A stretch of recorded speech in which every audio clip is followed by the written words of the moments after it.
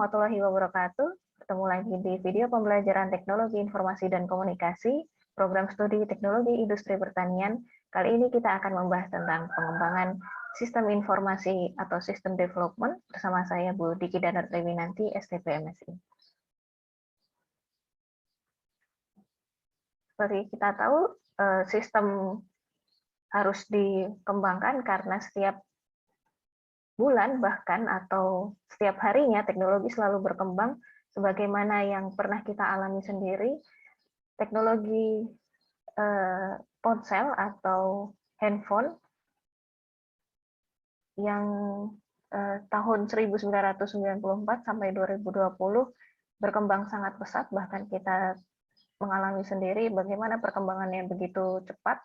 Per tahunnya headphone atau ponsel selalu berkembang, mulai dari yang hanya bisa SMS saja, telepon saja, yang dari layarnya tidak berwarna menjadi berwarna, dari yang belum bisa layar sentuh sampai layar sentuh, bahkan sampai sekarang layarnya bisa dilipat atau dilebarkan, seperti itu. Nah, sistem informasi dan komunikasi seperti itu berupa tools itu akan membantu atau meningkatkan produktivitas sebuah bisnis, sebuah usaha, atau spesifik ke industri hasil pertanian nantinya akan memudahkan supply chain management agar produktivitas dari sebuah rule atau sebuah garis produksi antara hasil pertanian dari lapangan hingga hasil pertanian yang sudah diolah dan akan disampaikan ke konsumen itu akan lebih cepat, lebih efektif, dan lebih efisien.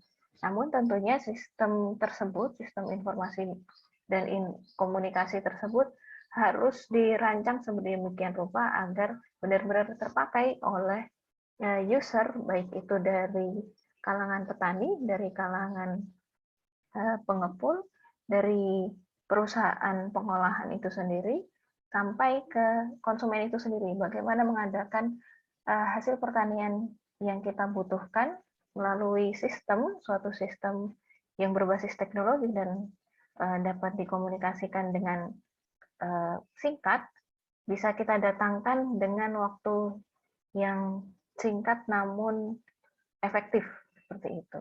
Nah, tidak hanya tools saja yang sebenarnya kita kembangkan, tidak hanya hardware-nya saja, tapi tentu software-nya. Teman-teman sebelumnya sudah belajar tentang hardware dan software, tapi kali ini kita akan banyak berdiskusi tentang software-nya saja. Jadi, apa yang akan kita kembangkan, sistem apa yang kita kembangkan untuk memotong garis atau jembatan yang panjang terkait informasi dan komunikasi berbasiskan teknologi yang dikembangkan. Nah, teknologi tersebut berkembang berdasarkan beberapa faktor pemicu, namun tentunya faktornya sebenarnya banyak sekali. Yang di sini yang dirangkum hanya 4 saja, yaitu yang pertama ada ketidakberesan dari sebuah sistem atau sebuah alur informasi, sebuah alur komunikasi yang tidak beres, tidak efektif. Jadi sebenarnya bisa dipotong, bisa menghemat energi, bisa menghemat waktu, bisa menghemat biaya.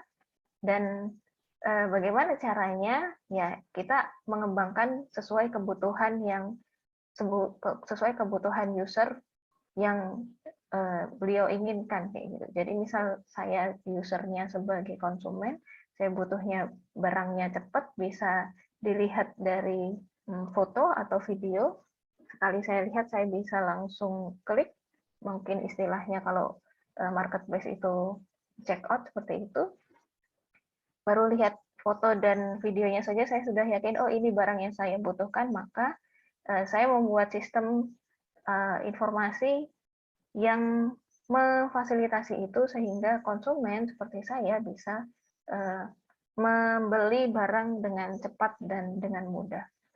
Kalau ketidakberesan itu ada pada user di sebuah perusahaan, misalnya perusahaannya itu menggunakan sebuah rantai proses atau rantai supply chain tertentu, tapi ada yang tidak efisien di sana, ada bottleneck yang belum punya solusi di sana, belum terselesaikan masalahnya di sana, maka bisa jadi sistem informasi dan komunikasi tersebut bisa kita buatkan, kita kembangkan agar bottleneck atau permasalahan yang ada di alur produksi tersebut bisa terselesaikan dengan baik.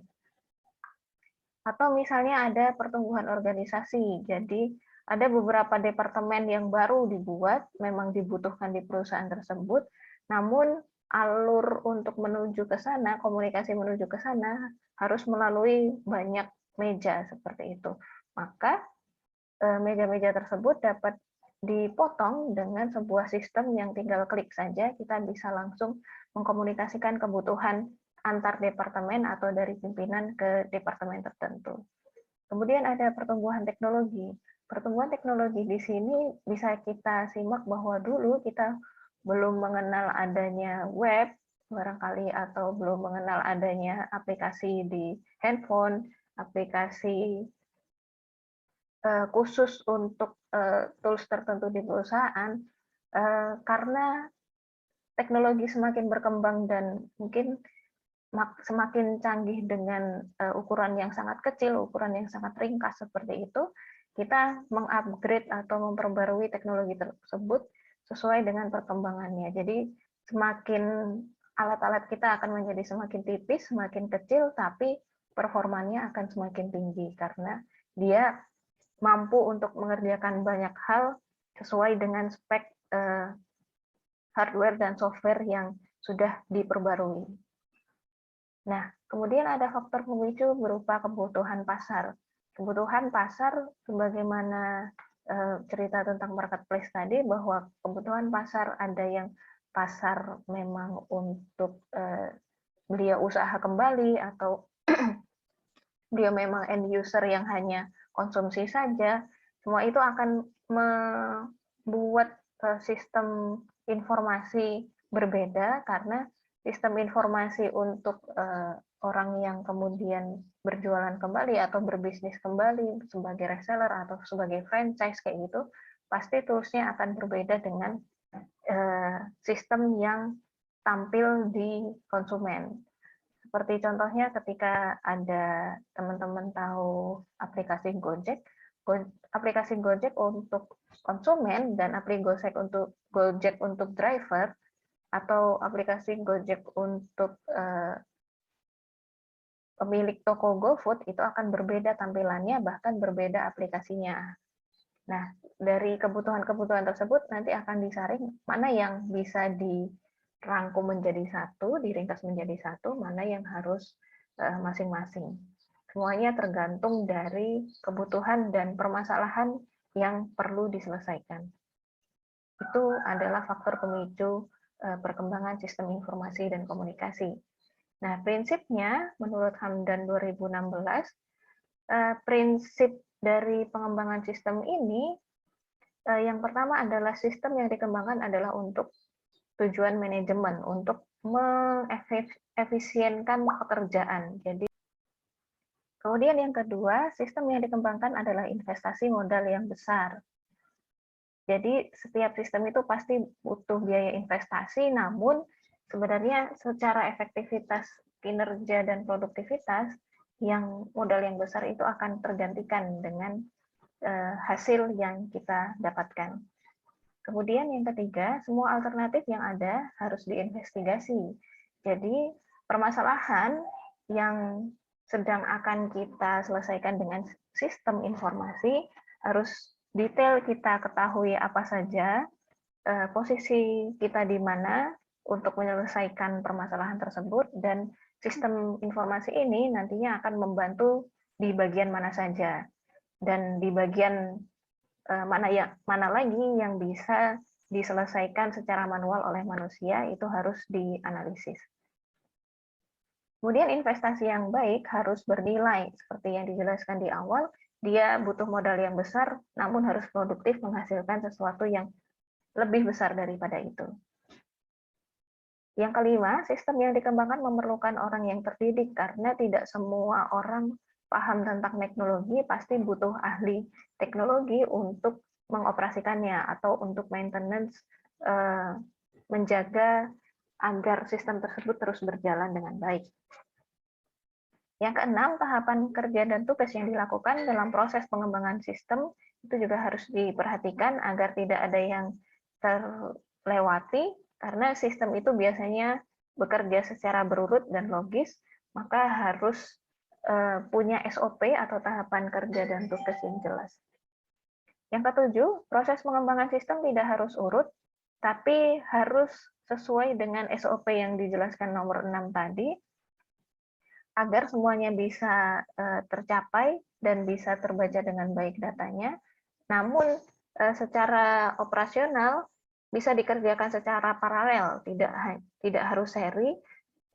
Yang jelas, walaupun dikerjakan secara paralel, semua data yang masuk bisa diolah oleh sistem atau software yang sudah dikembangkan tadi agar bisa menghasilkan kesimpulan yang presisi. Kemudian yang kedelapan, jangan takut membatalkan proyek, karena bisa jadi proyek yang sedang dikerjakan atau permasalahan yang sedang diselesaikan tersebut memang tidak sanggup untuk dijalankan, misalnya karena terlalu mahal, resikonya terlalu besar, tapi bisa jadi dibatalkan karena ada teknologi yang lebih baru yang bisa meningkatkan produktivitas lebih signifikan, maka proyek tersebut bisa dibatalkan untuk hasilkan untuk menjalankan sistem yang lebih baik dan lebih produktif. Yang kesembilan, dokumentasi harus ada untuk pedoman dan pengembangan sistem agar setiap sistem yang berjalan dengan baik bisa kita track dan bisa kita lakukan, kita lanjutkan untuk pengolahan data atau untuk menyelesaikan permasalahan, tapi sistem yang tidak efektif untuk menyelesaikan permasalahan harus kita kembangkan lagi atau kita upgrade lagi, atau bahkan tidak kita gunakan lagi, sehingga kita tidak menghabiskan waktu, tidak menghasilkan biaya investasi untuk sistem yang tidak tepat atau tidak akurat menyelesaikan sebuah permasalahan. Nah, proses development system punya banyak aspek.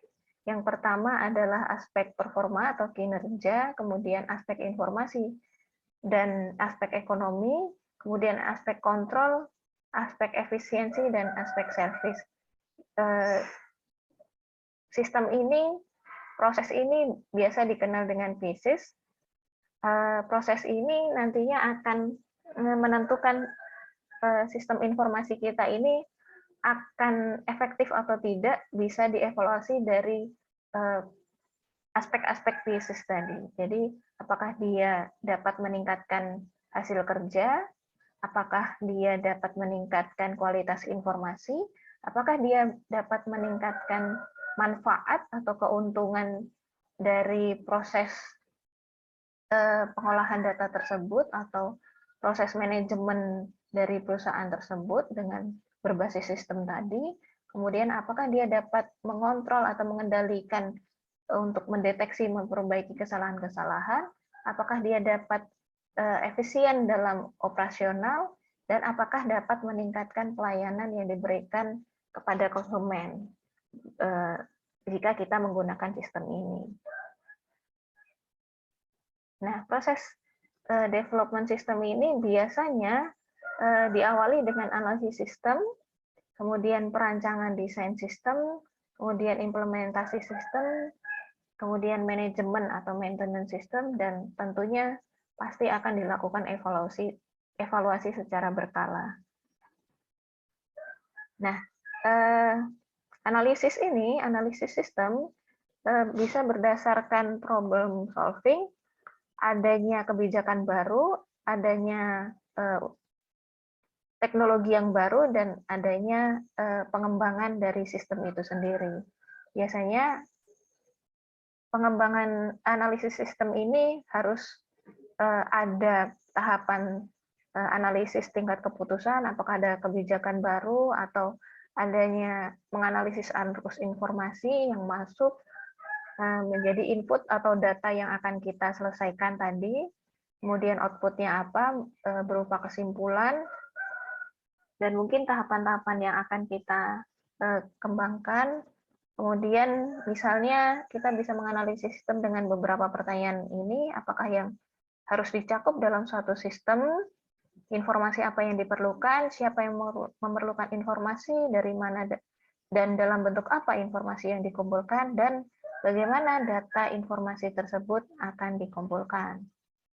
Kemudian perancangan sistem biasanya dilakukan agar tidak salah interpretasi, dapat menyaring informasi dan meminimalisir kendala, manajemen informasi oleh yang berwenang mengolah data dan mengambil kebijakan. Ini nantinya akan sangat penting untuk melakukan perancangan sistem, karena apabila ada beberapa aspek yang tidak terpenuhi, maka ya perancangan desain sistem kita bisa jadi dikatakan ilegal seperti itu. Kemudian implementasi sistem ada beberapa tahap, yaitu tahapan uji coba, tahap evaluasi, tahap revisi, perbaikan lagi, dan tahap penerapan sistem jika sistem itu sudah fix. Nah, ternyata dalam pengembangan sistem kita tidak hanya bisa menuangkan idealisme dari si pengembang atau developer, kita harus berdiskusi dengan user agar sistem tersebut bisa berjalan sesuai kebutuhan user yang memang benar-benar dibutuhkan. Basisnya adalah satu, kebutuhan user pastinya, kalau tidak butuh ya kenapa harus dikembangkan, terlalu boros energi dan biaya investasi. Kemudian yang kedua, pengetahuan akan kondisi lokal. Apakah sistem kita familiar atau bisa dipelajari oleh user kita, apakah terlalu canggih sehingga menyulitkan atau terlalu rumit sehingga menyulitkan user untuk menggunakan. Kemudian yang ketiga, keengganan untuk berubah dari si developer sendiri, mungkin ini idealisme saya seperti ini, tapi user pengennya lebih sederhana, mungkin itu akan menghambat pengembangan sistem.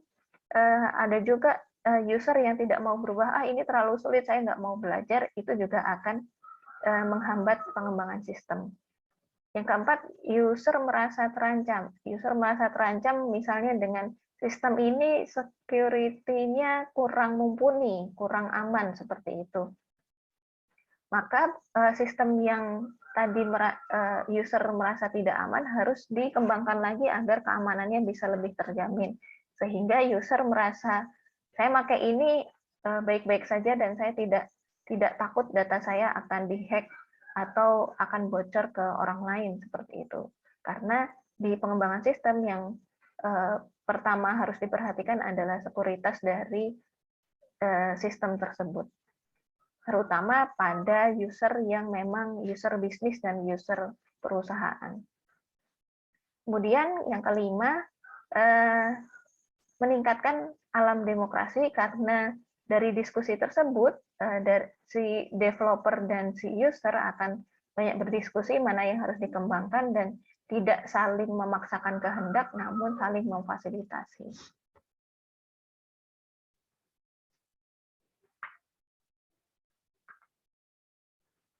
Demikian video pembelajaran kali ini, semoga bisa bertemu di lain kesempatan. Saya akhiri, wassalamualaikum warahmatullahi wabarakatuh. Terima kasih.